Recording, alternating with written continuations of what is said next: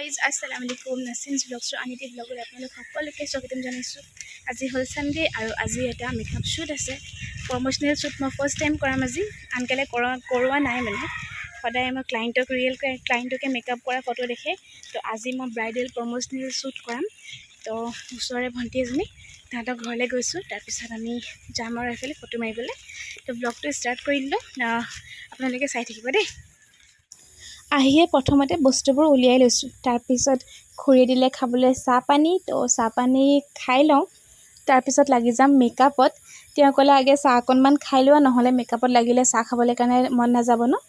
এইফালে মেকআপ কৰি আছোঁ, আধা আধি হৈছেগৈ আৰু বাকী আধা আধি আছে। অকণ ভিডিঅ' কৰি দিবলৈ কৈছোঁ, তাত অকণমান কেইজনীমান আছিলে, তাহাঁতি ভিডিঅ' কৰি দিলে অকণকৈ, সেইটো কাৰণে সুবিধা হ'ল আৰু। এনেকৈ ক'ৰবাত মেকআপ মানে যেতিয়া ৰিয়েল ক্লাইণ্টক কৰিব যাওঁ ন, তেতিয়া ভিডিঅ' কৰিব নহয়, কিয়নো মানুহ নাথাকে ন কৰি দিবৰ কাৰণে। তাতে আজি আছিলে যে, সেইটো কাৰণে অকণমান ভিডিঅ' কৰি দিলে মোৰো সুবিধা হ'ল। আপোনালোকক অকণমান দেখাবলৈ পাৰিলোঁ মইনো কেনেকৈ মেকআপ কৰোঁ। আৰু আপোনালোকে মোৰ মেকআপটো কেনেকুৱা হৈছে সেইটো শেষত কমেণ্ট কৰি জনাবলৈ একেবাৰে নাপাহৰিব। মই শেষত দি দিম ফটোকেইখন, যিকেইখন মানে কেমেৰাত মাৰিছিলোঁ।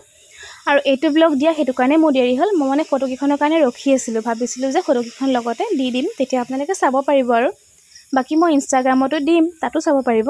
আৰু লগতে মই ব্লগতো এড কৰি দিম, হয় নহয়। তো এতিয়া মেকআপ কৰি আছোঁ আৰু কৰি আছোঁ বহুত টাইম লাগে। আমি মানে 12টামান বজাৰ আগৰ পৰাই মেকআপত লাগিছোঁ হা। 3:30ত আমি পূৰা আজৰি হৈছোঁ মানে, আৰু 4টা বজাত গৈ লোকেশ্যন পাইছোঁগৈ। এনেকুৱা হ'ল মানে আমাৰ। ই লাজে পাৰে। তোমাৰ নামটো কৈ দিয়া। মাহিন বেগম। তোমাৰ নামটো? তোমাৰ নাম নাই? নাই। বাই বাই দি দিয়া। Bye bye. এইফালে চোৱা। Bye bye. Bye bye.